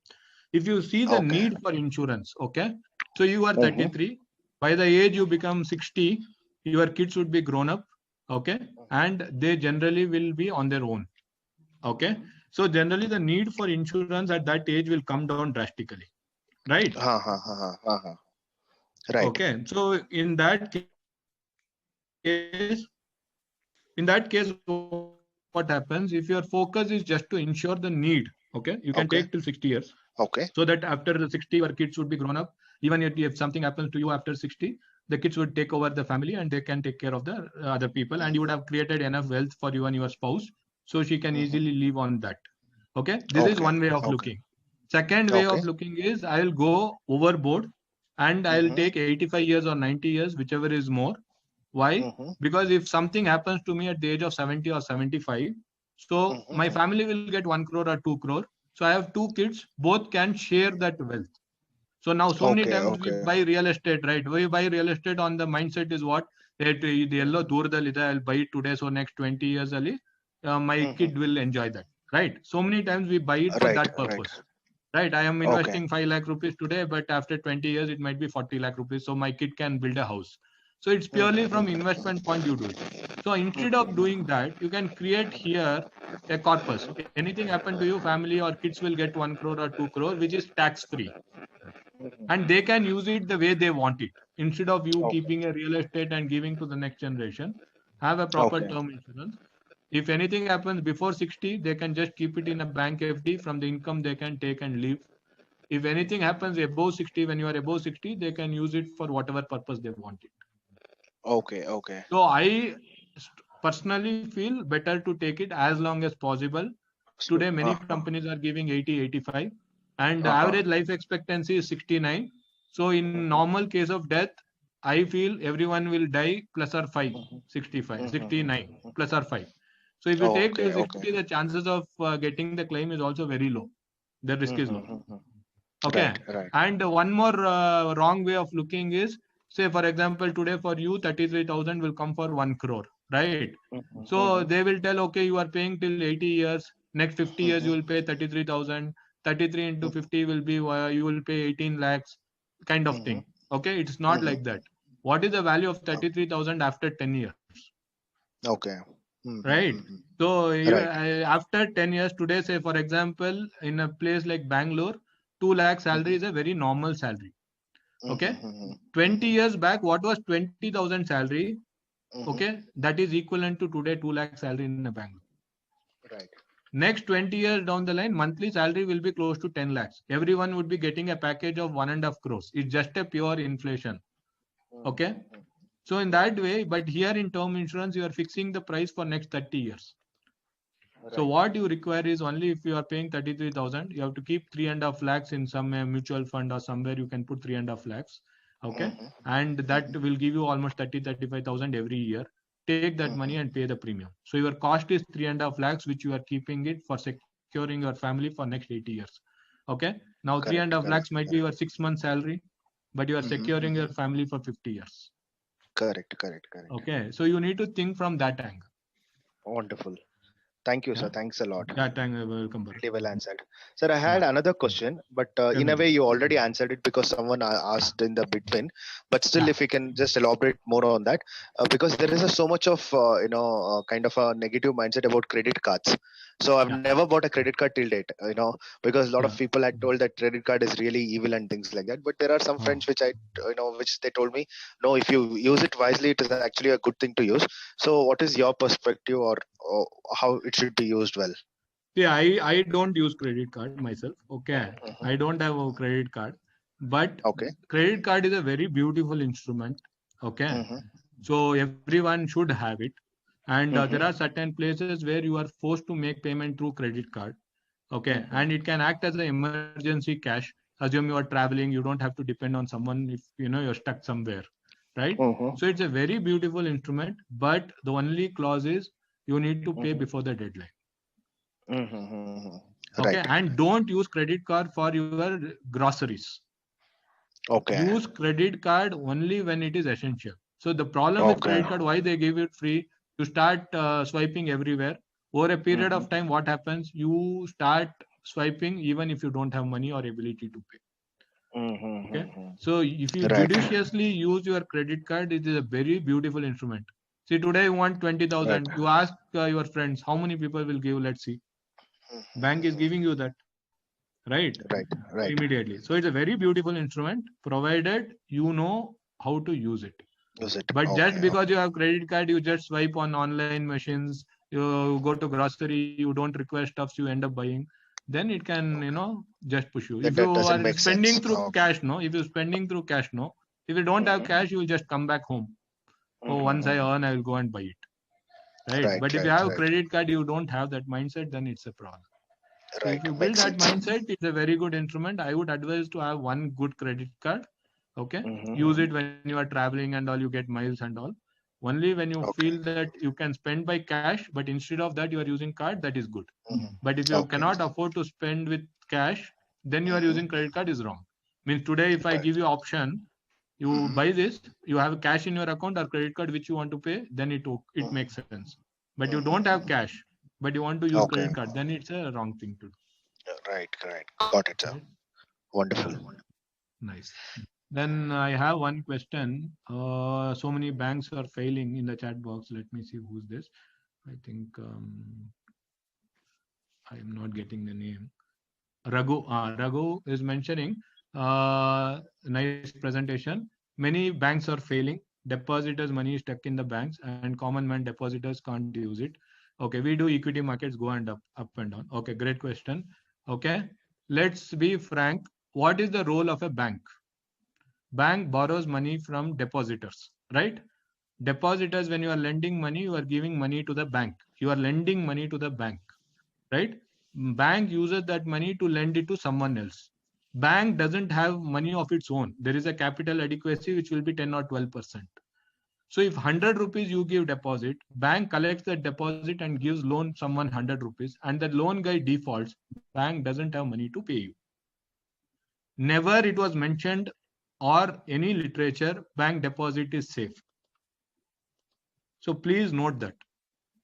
RBI has an insurance which was 1 lakh rupees per depositor earlier. Now it is 5 lakh rupees as an insurance deposit. You keep 50 lakh also deposit. If bank fails, your money is lost. You will only get up to 5 lakh rupees, whichever is the insurance which is there. Now it is other thing whether bank will default, whether government will allow the bank to default, that will not happen. Especially if you are sticking to commercial banks. In the S Bank case also, RBI or government has supported through SBI route, right? So if you are keeping the money in commercial banks, scheduled commercial banks, the risk of your deposit losing money is very rare in India. Okay, so you don't have to be worried. But if you are keeping money in cooperative societies or private banks and all, private banks also, commercial bank, nothing to worry. But if you go down the ladder, then there is a risk. Cooperative society, someone defaults, default is done. You don't have money. Okay. And nowhere it's mentioned it's safe. So you should not expect it's safe. You should understand when you are depositing what is the risk. Okay. That is the first thing. And the second thing is equity markets go and up and down. Equity markets will always go up and down. Okay. The simple logic. People have a lot of confusion about equity. To make it simple, if you have money, okay, you have $100. Right? There are only 2 ways or 3 ways in which you can invest this $100. What is that? First is nan friend business ಮಾಡ್ತಾ ಇದ್ದಾನಪ್ಪ. ನಾನು ಅವನಿಗೆ what I will do, you give a loan to that friend. He will run the business. Do you have any say in that? Your friend is asking money. He wants to run a business. You lend him that money. He will tell you, I will give you 10% return, and he uses it for business. Right? He runs the business. If business is profit, he will pay you back that 10%. If business goes under loss, then there is a high probability he may not even pay you back the principal. Okay. When you are lending money to your friend on an interest, you don't have any say on the business. Right? This is what you are doing when you are doing a bank FD. You are lending money to a bank. When you are doing an NSC or a KVP or a MIS in government, you are lending money to a government. Okay. You tell them you do whatever you want with this money, but I want the 6% or 7%, whatever you have told to give me. Now, if bank default, there is no way they will give back. If government has the ability to print money, so they will never default. You will get back your money. When you are lending money to a corporate, this is what is happening. Like, Sundaram Finance FD banto, illa Shriram Transport FD banto. You are giving money to Shriram Transport. If they are doing good, they will give you back the money. And the second thing is what? Nin friend ದುಡ್ಡು ಕೇಳಿದಾಗ, when your friend is asking you money, what you will tell? Boss, ನಾನು ನಿನಗೆ loan ಅಲ್ಲಿ ಕೊಡಲ್ಲ, ನಾನು ನಿನ್ನ ಜೊತೆ partner ಆಗ್ತೀನಿ ಅಂತ. Okay, I am also investing with you. Now what will happen? The profit belongs to you, the loss belongs to you.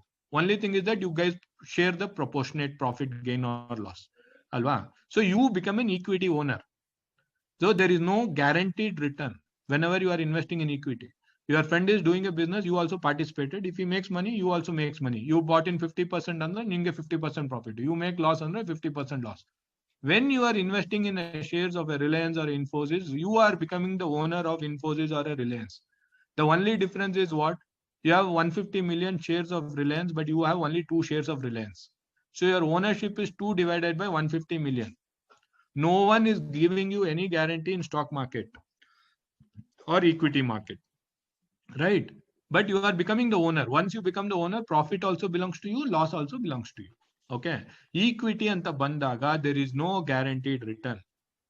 Bond anta bandaga, it could be possible someone can give you some guarantee at some level at the corporate level. Okay. ಇದೆರಡೇ way you can spend money. ಇದೆರಡು ಹಾಕ್ಲಿಲ್ಲ ಅಂದ್ರೆ ಮೂರನೇ ರೀತಿ ಏನೋ ನಾನು ಹೋಗಿ real estate ತಗೋತೀನಿ ಇಲ್ಲ ಒಂದು ಹೋಗಿ ಕಾರ್ ತಗೋತೀನಿ ಇಲ್ಲ ಅಂದ್ರೆ ಒಂದು ಐಟಮ್ ತಗೋತೀನಿ ಅಂತ. You can buy gold or whatever commodity you can go and buy it, physical commodity. The price might go up or come down, your return will depend on that. If you buy a fridge, your value will go down. If you buy a gold, the price might go up or go down. If you buy a land, it might go up or go down. So if you have money, there are only 3 things you can do. You give to someone for loan and you take the interest and pray that the guy who borrowed your money is good, he is doing good. Then you will get back your money. Second thing is that you invest in a business, be it sole proprietorship or partnership or in a listed company in equity market, you are the owner. Once owner anta ಹೋದ್ಮೇಲೆ ನಿಮ್ಗೆ profit loss ಎರಡು side share ಮಾಡ್ಕೋಬೇಕು. ಅದೆರಡು ಇಲ್ಲ ಅಂದ್ರೆ ನಾನು ಹೋಗಿ ಏನೋ ಒಂದು ಕಮಾಡಿಟಿ ತಗೋತೀನಿ, ಯಾವ್ದೊಂದು ಕಾರ್ ಇದೆ, ವಿಂಟೇಜ್ ಕಾರ್ ತಗೋತೀನಿ, ತಗೊಂಡ್ರೆ value will go up. New car you take it, normal car it will depreciate, right? You go and invest in some silver, you invest in gold, you buy in real estate, any commodity you buy it. Supply and demand will determine whether the price will go up or down. So you have only these 3 options. ಯಾರಿಗಾರು loan ಕೊಡೋ, ಇಲ್ಲ ಯಾರ ಜೊತೆಯಾರು ಸೇರಿ ನೀನು invest ಮಾಡು business ಅಲ್ಲಿ, ಇಲ್ಲ ಅಂದ್ರೆ ಏನಾದ್ರು ಒಂದು ಕಮಾಡಿಟಿ ತಗೋ ಅಷ್ಟೇ, right? So now nothing is guaranteed in finance except sovereign bonds which is issued by the government. Okay, so never speak in the term that I want to be safety. Your inflation is eating up the money. Okay, your whole objective is ಈಗ ನಾನು ರೋಡಲ್ಲಿ ನಡ್ಕೊಂಡು ಹೋದ್ರೆ accident will happen. ಆಯ್ತಲ್ಲ, ರೋಡಲ್ಲಿ ನಾನು ಗಾಡಿ ಓಡಿಸ್ತೀನಿ ಅಂದ್ರೆ accident will happen. So that it's not smart thing to tell that I will not drive in the road, right? I will go wherever I am going, I will go by walk.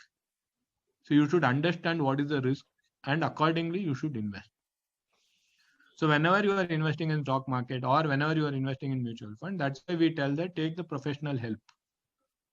Okay, ಆ professional help ತಗೊಳ್ಳಿಲ್ಲ, ನಾನೇ ಇಷ್ಟ ಬಂದಿದ್ದು ಮಾಡಿದೆ ಅಂದ್ರೆ ನಾನು ಕಾರೇ ಕಲೀಲಿಲ್ಲ ಸರಿ ಓಡಿಸೋದಿಕ್ಕೆ, ನನಗೆ ಸಿಗ್ನಲ್ಸ್ ಏನು ಅಂತ ಗೊತ್ತಿಲ್ಲ, ನಾನು ತಗೊಂಡೋಗಿ ಗುದ್ದುಬಿಟ್ಟು ಆಕ್ಸಿಡೆಂಟ್ ಆಯ್ತು ಅಂದ್ರೆ ಹಾಗೇ ಆಗುತ್ತೆ. Okay, many people are not aware because the problem is what everyone deals with money, but hardly few people know how to manage it efficiently. That no one wants to accept it. ಈಗ ನನ್ನ profession ಒಂದಿರುತ್ತೆ, ನಿಮ್ profession ಇರುತ್ತೆ. You are smart in what you are doing, I will be smart in what I am doing, ಅಲ್ವಾ? So every professions you have to take it. But ಇಲ್ಲಿ ಹೆಂಗಾಗ್ಬಿಟ್ಟಿದೆ, investment ಯಾರು ಬೇಕಾದ್ರೆ ಏನ್ ಬೇಕಾದ್ರೆ ಮಾಡ್ಬೋದು ಅನ್ನೋ ಲೆವೆಲ್ ಬಂದ್ಬಿಟ್ಟಿದೆ.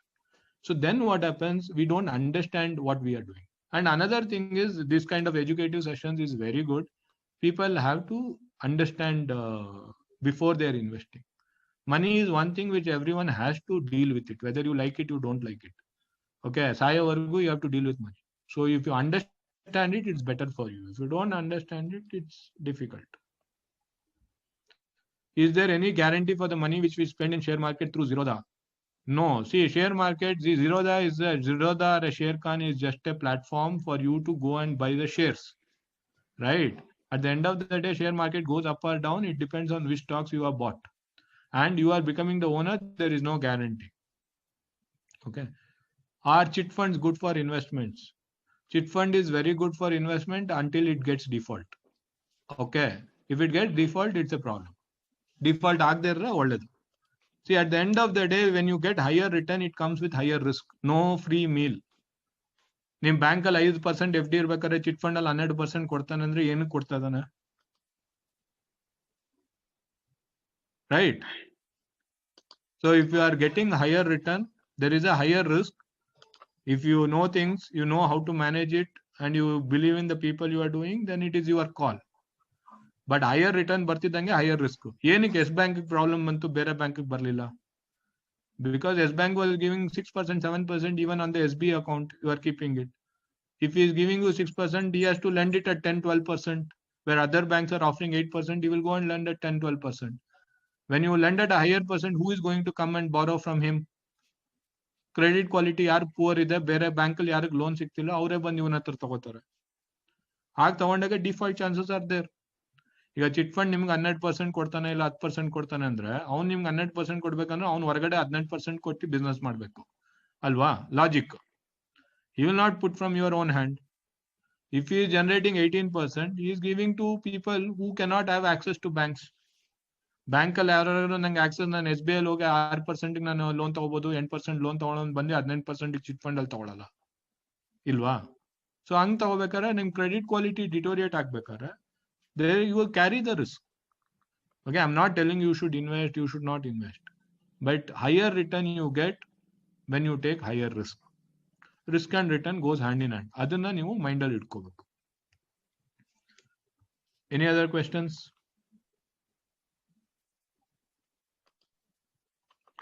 Yes, any questions from other participants?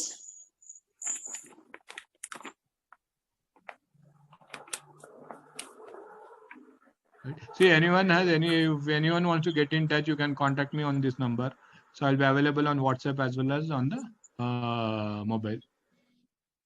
Okay. So there is no free meals. ಇವತ್ತು ದುಡ್ಡು ಹಾಕಿ ನಾಳೆ ರಿಚ್ ಆಗಂತ ಸ್ಕೀಮ್ ಯಾವ್ದು ಇಲ್ಲ. ಓಕೆ, ಅದನ್ನ ಮೈಂಡ್ ಅಲ್ಲಿ ಇಟ್ಕೊಳ್ಳಿ. Invest for a longer period, better. Okay, if you are getting high return on principal, there is a huge risk that you will not get back your principal. ನೀವು 100 ರೂಪಾಯಿ ಕೊಟ್ರೆ ನಂಗೆ 15 ರೂಪಾಯಿ ಕೊಡ್ತೀನಿ ಅಂದ್ರೆ 2 ಸಲ 15 ರೂಪಾಯಿ ಬರುತ್ತೆ, 100 ರೂಪಾಯಿ ಹೊಟ್ಟೋಗುತ್ತೆ. Okay, so if you want return of principal ಆದ್ರೆ ನೋಡ್ಕೊಳ್ಳಿ. ಸೊ ಯಾವುದೇ ಇನ್ವೆಸ್ಟ್ ಮಾಡ್ಬೇಕಂದ್ರೆ ಇಟ್ ಶುಡ್ ಮೇಕ್ ಸೆನ್ಸ್. ನಿಮ್ಗೆ ಎಲ್ಲಿಂದ ಅವ್ನು ಕೊಡ್ತಿದ್ದಾನೆ ಅಂದ್ರೆ ಲಾಜಿಕ್ ತಿಳ್ಕೊಬೇಕು ಮೊದಲು. ನಿಮ್ಗೆ 20% ಕೊಡ್ತೀನಿ ಅಂದ್ರೆ ಅವ್ನು 20% ಜಾಸ್ತಿ ದುಡಿಬೇಕು ಅಲ್ವಾ? ಅದಕ್ಕೆ ಆರಾಮಾಗಿ ಅವ್ನು ದುಡಿಯೋ ಎಬಿಲಿಟಿ ಇದೆ, ನಿಮ್ಗೆ ಅದು ಗೊತ್ತು, ಗ್ಯಾರಂಟಿ ಅವ್ನು ದುಡಿತಾನೆ ಅಂದ್ರೆ ದೆನ್ ಯು ಮೈಟ್ ಗೆಟ್ 20%. ಸೊ ಅವ್ನು 5% ದುಡ್ಬಿಟ್ಟು ನಿಮ್ಗೆ 20% ಕೊಡಲ್ಲ. It will not sustain. That's what, before investing, all these things we have to check and then only we should invest. This is the takeaway. ಆಮೇಲೆ there is nothing called guaranteed. Don't run with the name guaranteed. ನೀವು guaranteed ಅಂತ ಹೋದ್ರೆ ನೀವು ಸಿಗಾಕೋತೀರ. Finance ಅಲ್ಲಿ everything is there is a risk. Okay, only thing you need to understand that and invest accordingly.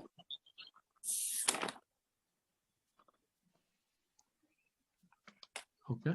So anybody want to say few words or feedback? Dinesh Kumar sir, you want to share your experience?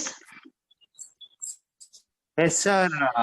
Yes. Really, it's a wonderful presentation. Thank you very much, Aiyappa. Actually, I investing in systematic investment plan in HDFC and Reliance, and also some money in LIC, sir. But I gained knowledge through your presentation.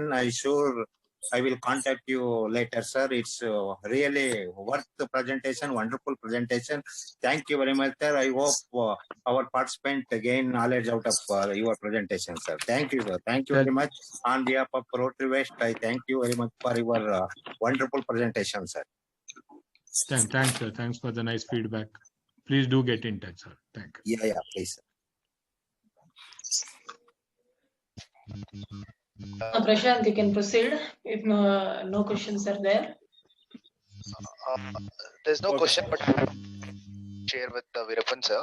In fact, I already this is more of a feedback. It was wonderful insight with respect to all aspects of finance, to credit, or loan, to investment, and different kinds of investment. So very insightful for beginner also, even for an expert also. So much. Thank you. It was very helpful. Thanks, Bharat, for the nice feedback. Okay. Thank you very much, sir, for your wonderful and informative session on financial freedom for a happy life. I hope the session has provided a lot of information to the participants on financial planning issues. Now I request Dr. Ramachandra C G, the Managing Trustee of SANATHANA SAMPRATHISHTANA, to summarize today's webinar. Over to you. First of all, let me thank once again today's speaker. So with his the knowledge, whatever he has shared wonderfully to our level, so that each and every participant can understand and start investing and start working with this example, how much we are earning and all. He started this presentation with know your income first. The per hour, how much we are earning. So based on that, how we can plan. Yes, with an example, he has given. And money, so what exactly we mean by money has given, that is exchange and different concept of money has given, and positive and negative belief on this money, so he has explained, and how the mindset works out for the money which is in our, and with the example also Crorepati winner example, he has narrated that the example very nicely. And second step, you spoke about boost your income, how to increase our income, so with example he has given. So how to enhance our skill or knowledge in the field, so that we can have more income, he has given. And continuous improvement only we can able to improve our or boost our income.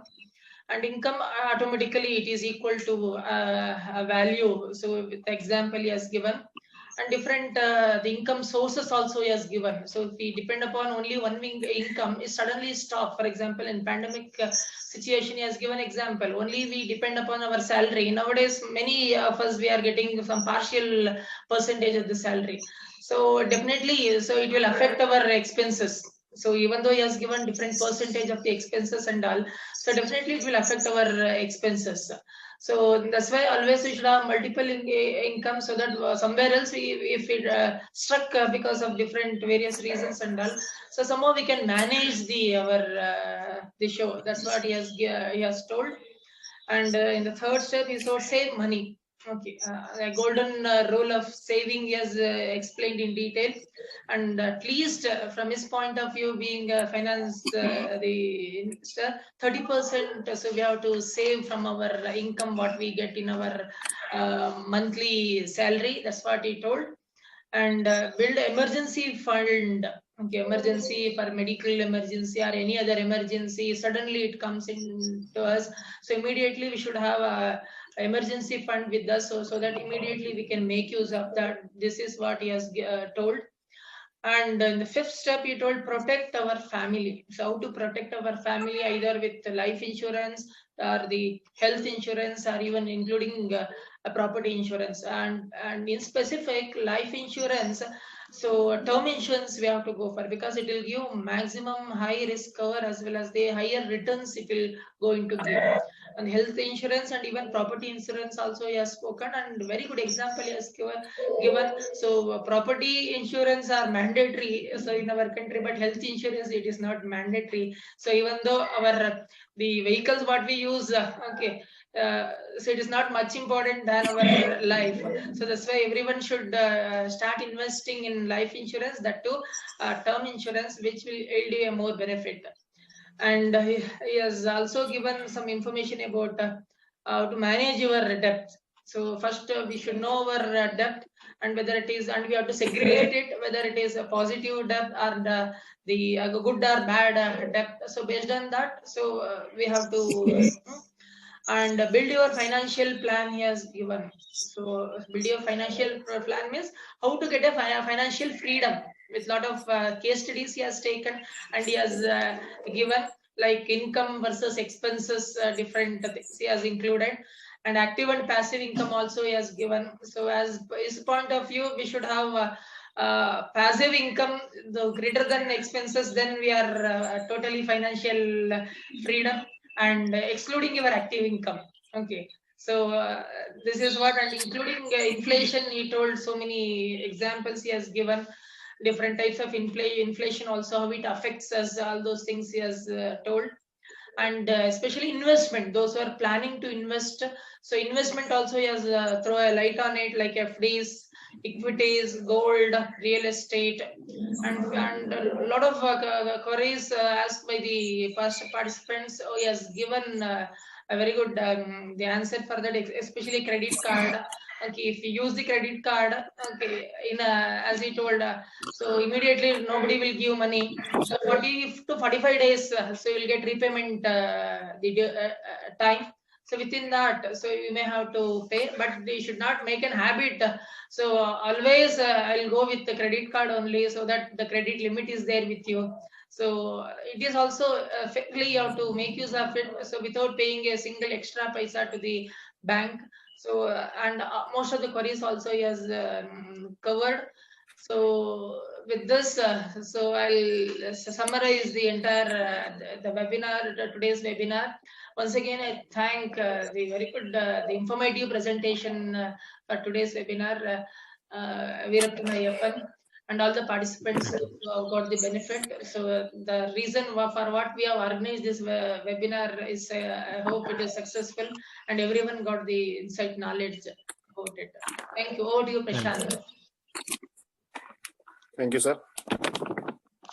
Gratitude is the essence of humanity. I thank Mr. Veerappan Aiyappan, Chartered Financial Analyst and Financial Risk Manager, for accepting our request to be the resource person of today's webinar in a very short period of time, and also for delivering a very informative session. Thank you very much, sir.